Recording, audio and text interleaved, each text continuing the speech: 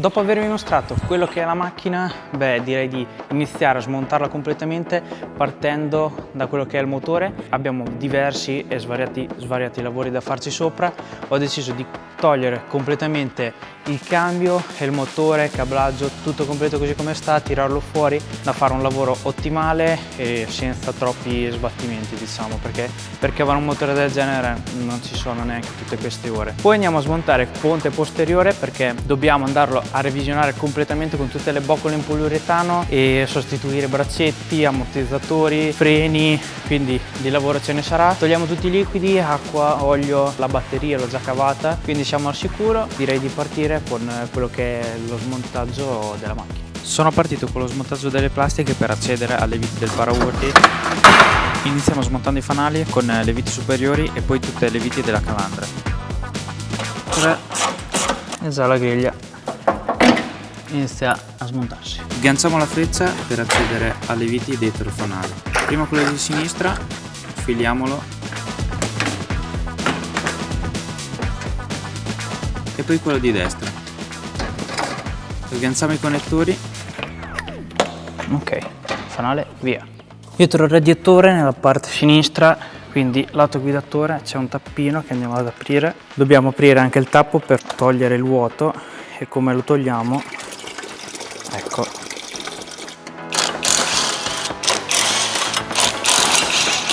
Svitati i supporti del paraurti, sono andato avanti togliendo tubi dell'acqua e tutto il cablaggio che passa tra la calandra e il radiatore, così da poter sfilare sia il radiatore che la calandra.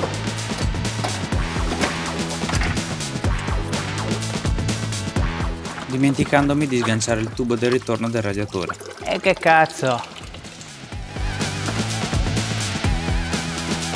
È un cablaggio che forse fa più schifo, non lo so, tanto sarà da rifare completamente. Dopo aver trovato un cablaggio veramente orribile ho iniziato a smontare l'aspirazione.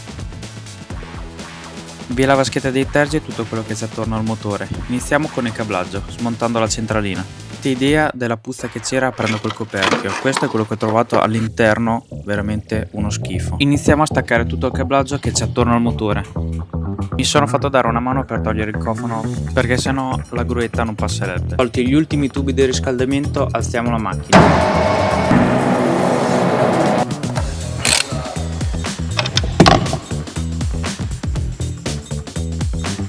Se vedete ho messo l'imbuto con il filtrino all'interno per poter vedere un quadro generale su quello che è l'interno del motore. Con il mio amato Milwaukee svitiamo la traversa,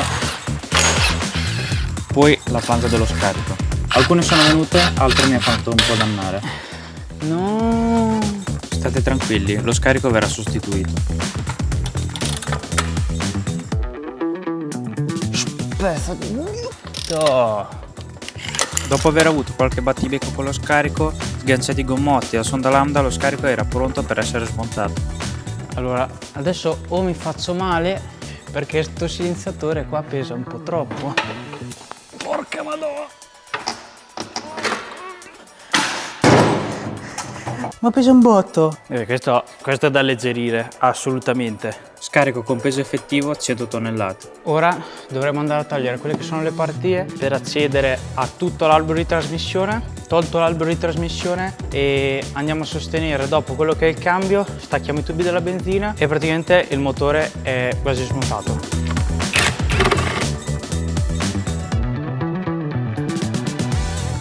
Mettilo giù.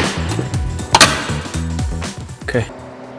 Finalmente dopo oltre 30 anni questo motore si separa dal suo telaio. È il primo vero divorzio. Dopo aver scollegato i supporti del motore e del cambio abbiamo fissato le cinghie in 3 punti per estrarre tutto il blocco insieme, motore e cambio uniti. Con molta fatica ma anche soddisfazione siamo riusciti a tirarlo fuori.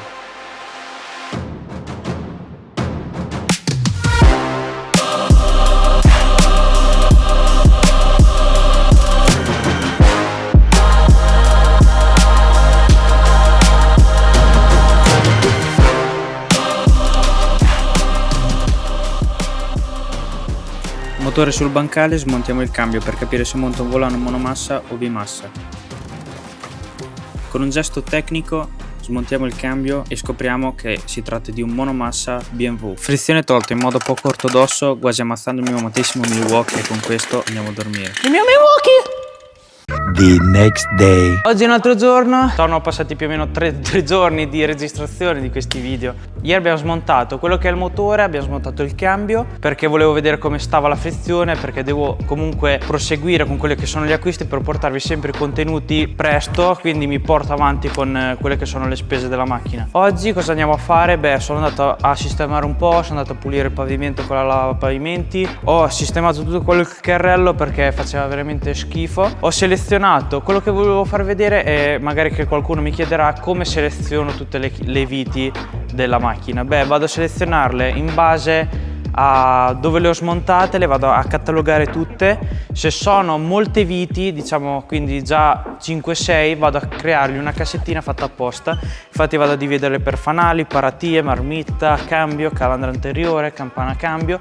Ma se abbiamo delle viti, magari poche viti, tipo due dadi, 2 viti, che magari sappiamo già che nel corso del tempo non ci ricorderemo dove vanno, ho creato delle scatoline che sono sempre Parkside, che ho riutilizzato, me le tengo sempre da parte e le andiamo a catalogare lì dentro, gli andiamo a scrivere effettivamente a cosa servono, così non ci perdiamo in nulla.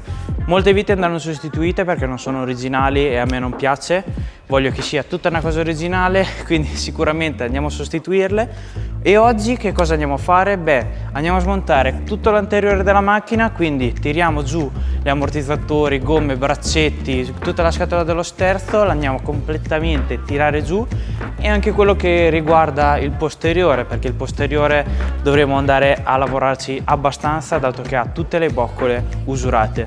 Direi di partire con lo smontaggio del tutto.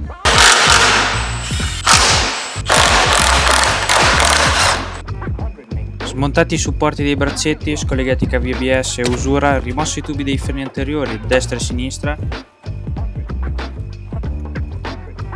e svitata l'ossatura del subframe anteriore con 4 viti 12.9, mossa la vite del piantone dello sterzo. Bene, ora che abbiamo scollato tutta l'ossatura, beh, la macchina è praticamente appesa con quelle che sono le 3 viti degli ammortizzatori. Ho fatto questa operazione perché tanto gli ammortizzatori sono da buttare, perché sennò comunque gli andiamo a dare un bello strattone e non andrebbe fatto. E in teoria tutto dovrebbe stare lì per terra, però dobbiamo stare attenti perché potrebbe girare, diciamo, l'ammortizzatore con la ruota. Quindi svitiamo le 3 viti, le 6 viti che sono rimaste degli ammortizzatori e caviamo il tutto.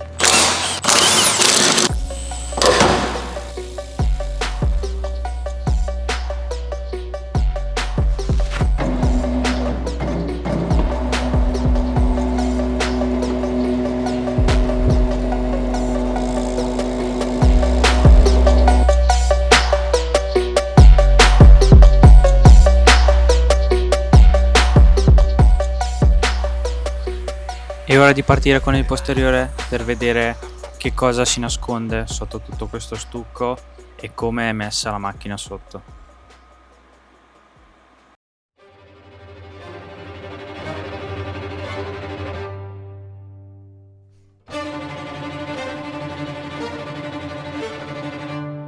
Iniziamo a svuotare il bagagliaio, via la ruota di scorta, vano portaoggetti pieno di roba, plastiche e una montagna di polvere. Tutto per avere accesso alle viti degli ammortizzatori posteriori e alle viti del paraurti. 1 e 2.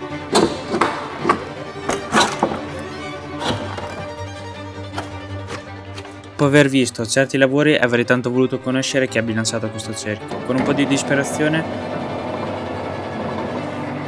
ho fatto un sacco di foto per ricordarmi dove va ogni singolo componente, tolte le ruote per arrivare ai dischi posteriori e liberare i cavi del freno a mano. Dopo aver avuto un attimo di esaurimento,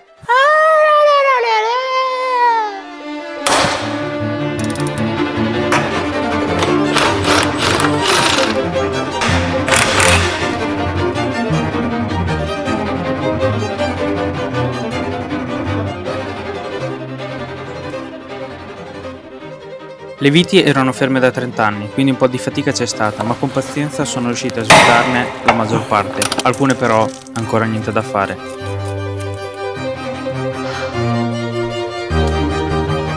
Allora ho dovuto chiamare un amico a darmi una mano.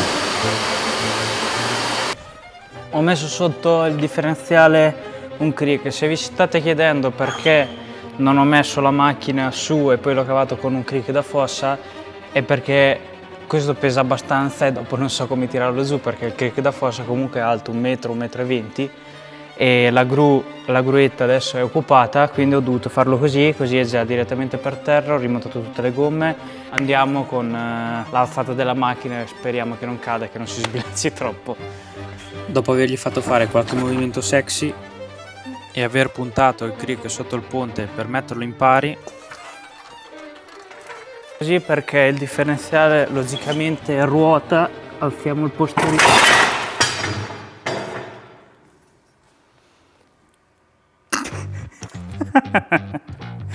Vabbè, comunque è venuto giù, non ha fatto tanta botta perché c'erano le gomme, però un po' me l'aspettavo. Finalmente il ponte posteriore è libero. Già avevo messo un cartone perché avevo pensato di farlo roteare così, poi alla fine avevo immaginato un'altra roba, alla fine è caduto lo stesso. Ho iniziato a ispezionare quella che è la macchina per trovare magari piccole macchie di ruggine che logicamente in una macchina di 30 anni, BMW 36, è stata in Germania, è stata ferma, mi aspettavo, però devo dire che me ne aspettavo di più. Adesso dovrò andare a ispezionare ancora meglio, ma purtroppo una bollicina sotto il telaio, diciamo che l'abbiamo trovata dalla parte del guidatore vicino alle minigonne. Adesso andremo a vedere effettivamente qual è il danno magari nei prossimi video, un po' dove ci sono i fanali, dove si stagna l'acqua logicamente, però per il resto la macchina ha ancora il suo fondo originale, sotto le paratie che erano tutte sporche d'olio, forse quello gli è anche servito perché le è fatto come da protezione contro la ruggine.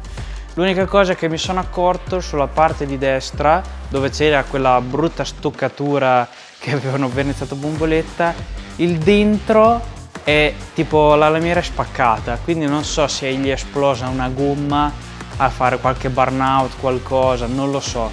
Comunque lì adesso sistemeremo anche quello, perché tanto andremo a tagliare quello che è la carrozzeria, quindi non se ne frega più di niente. Sto guardando in questo momento e sono super emozionato, proprio era da tanto tempo che aspettavo questo, quasi un anno che non mettevo mano ai miei mezzi e mi fa quasi bene, non lo so, cioè sto proprio bene e non lo so, per qualsiasi persona andare in discoteca, divertirsi, ubriacarsi, per me stare qui in silenzio con magari la musica o qualche amico con la macchina, smontarla, crearla, per me questo è un divertimento assurdo.